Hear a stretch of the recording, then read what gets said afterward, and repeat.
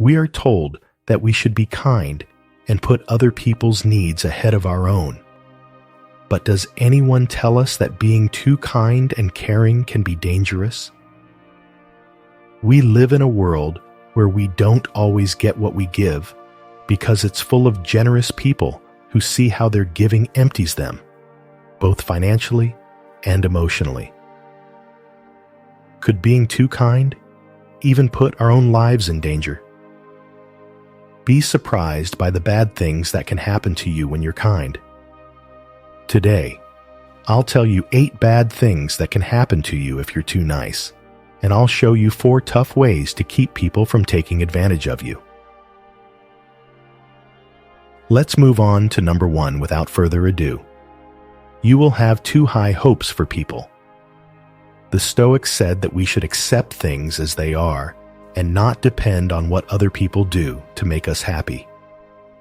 Giving without asking too much in return keeps you from being disappointed and helps you practice emotional separation, which gives you a calmer mind. Whether we are aware of it or not, it's hard for us to be fully selfless when we give. When we give everything we have, we expect everyone else to do the same when it's us who need something important. Though you've gotten people so used to having everything done for them, they'll take it for granted that you can handle everything in their lives, and yours, especially your own. Because if you don't take care of your own, why would you take care of other people's? In reality, your hopes of reciprocity won't be met, and you'll end up with a bad mood, tiredness, anger, and sadness. Still, if we look at it objectively, people aren't letting you down. They're just doing what you should be doing, which is taking care of their own tasks. People will only expect you to give them something, which is the second point. The Stoics say that it's important to remember that real worth comes from acting in a way that is good and logical, not from just doing what other people want.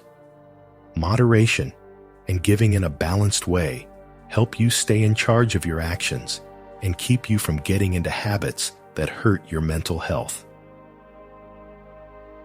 You've heard your whole life that people are creatures of habit, and this couldn't be more true.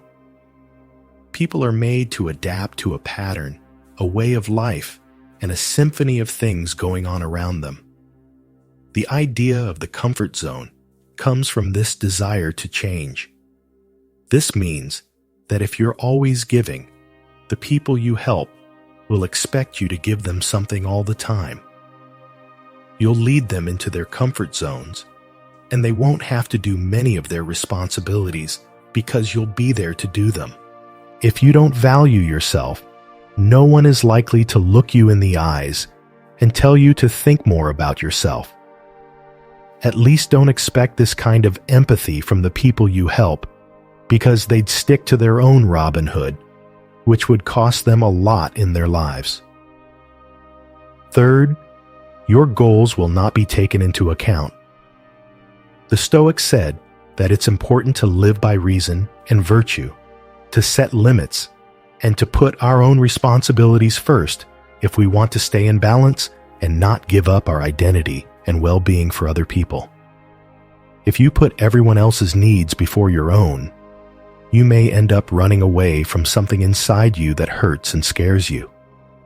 How do you feel when you spend the weekend alone or come home every day knowing no one is there to greet you?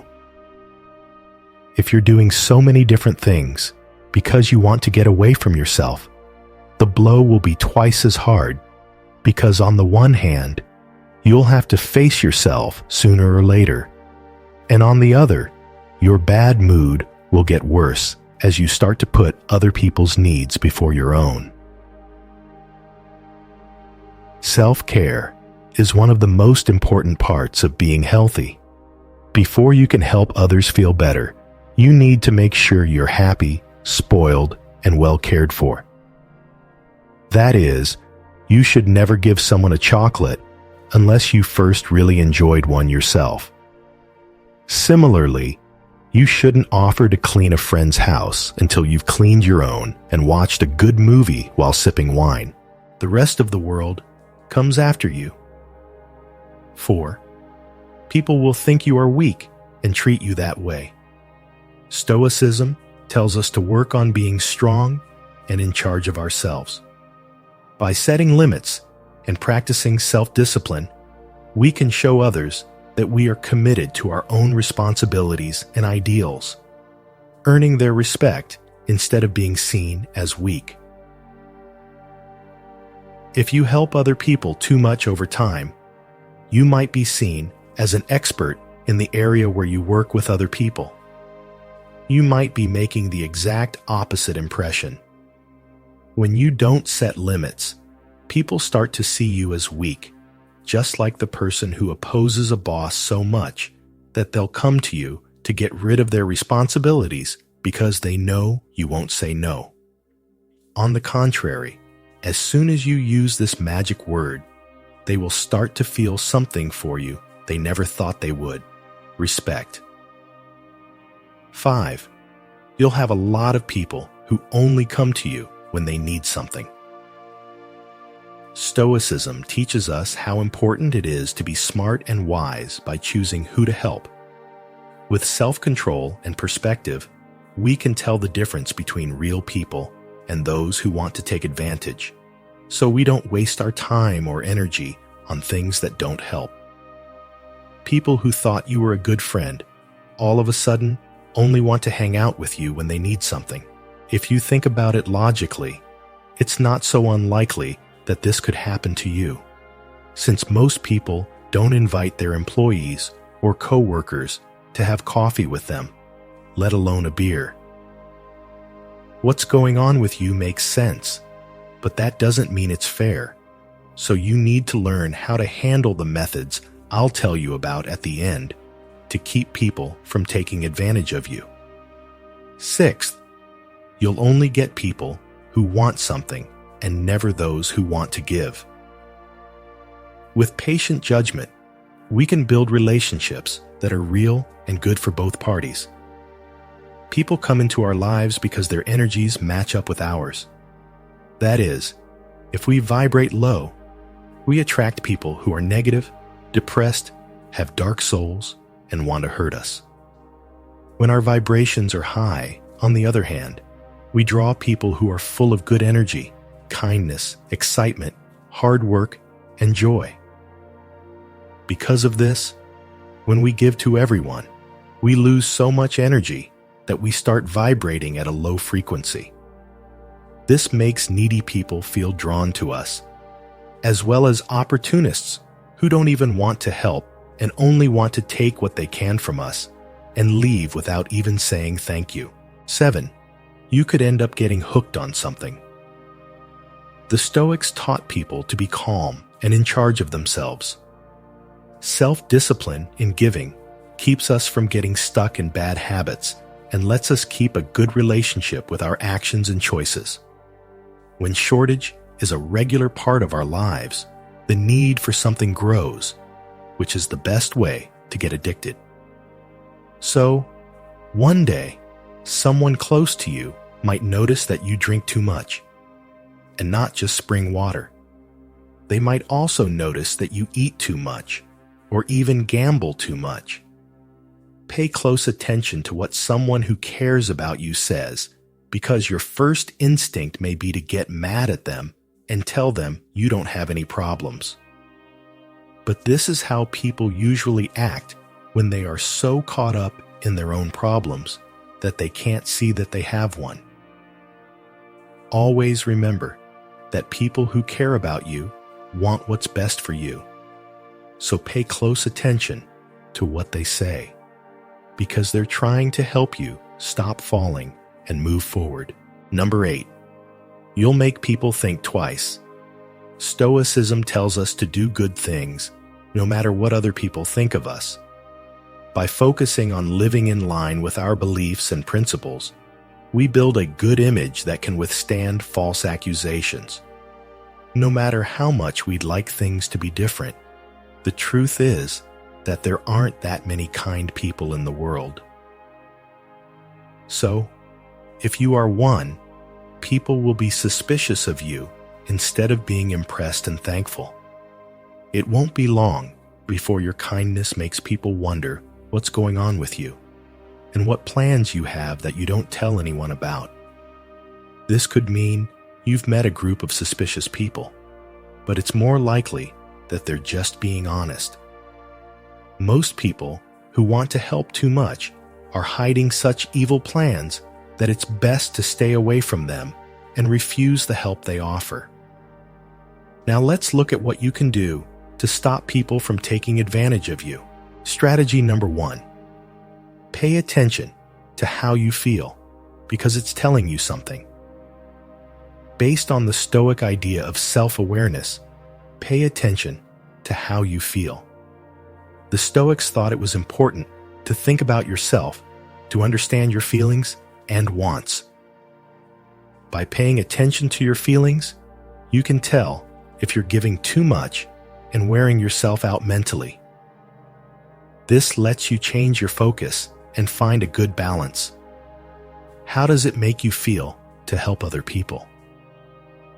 Thinking about yourself and putting yourself first is such a kind thing to do that you should feel like you're walking on clouds when you do it. So if you feel too busy, tired, angry, or used, it's time to listen to how you feel. If something you don't have to do makes you feel so bad, you shouldn't lie to yourself about it. Instead, find out how the help you're giving affects your health. Plan number 2. Don't be afraid of the word no. Following the lessons of the Stoics, you should realize that your time and energy are important and need to be used in a balanced way.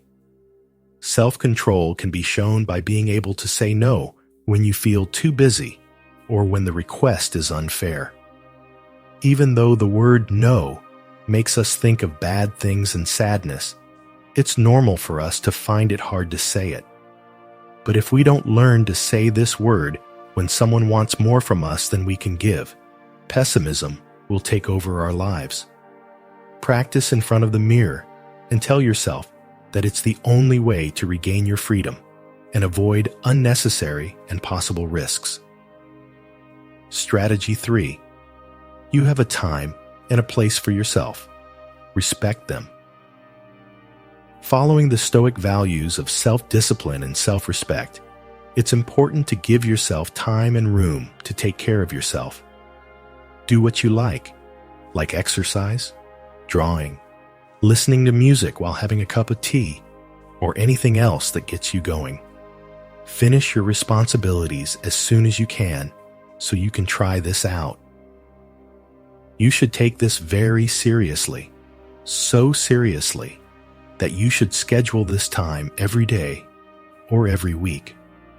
So, if someone asks for your help at that time, they need to be very kind and helpful to you, not to the person. So without remorse, you tell them no, and enjoy that time and space just for yourself. If you don't want to be so direct, you can offer to help at a different time, but make it clear that you will only be able to help for a short time because you have other things to do. Strategy number 4. Identify energy vampires and distance yourself from them. Following the Stoic principles of self-discipline and wisdom, it's important to know which relationships are good for you and which can drain you mentally. By staying away from people who constantly drain your energy and don't add anything positive, you're taking care of your own health and showing Stoic self-control in your relationships. You should know that if you try to help an energy thief, it won't work. These people overwhelm you with their complaints, their pains, and their catastrophic view of life. Don't bother trying to help them, because if their problems were solved, they would have to stop complaining. That's something they wouldn't tolerate. In conclusion, according to Stoic wisdom, in life, the best measure for things is always the middle ground. and generosity is no exception. If we give too little, we come across as selfish and greedy, while if we give excessively, we end up completely drained of energy, time, and probably money as well. So lean toward the grays, which are still the best choices for finding a balance between putting other people's needs first and putting your own needs first. And if you're ever unsure, just remember the magic word no. Even more so if they offer to drive you home from the window of their car. We've reached the end of this journey, and I sincerely hope these tips will be of great use to you. Don't forget that you are a crucial part of this channel. So if this video has helped you, made you think, or you've learned something, give it a thumbs up so that more people can discover the powers of Stoic wisdom. And if you haven't already, don't forget to check out our ebook about Stoicism and how to apply it in your own life. Subscribe for a daily dose of Stoic wisdom and growth.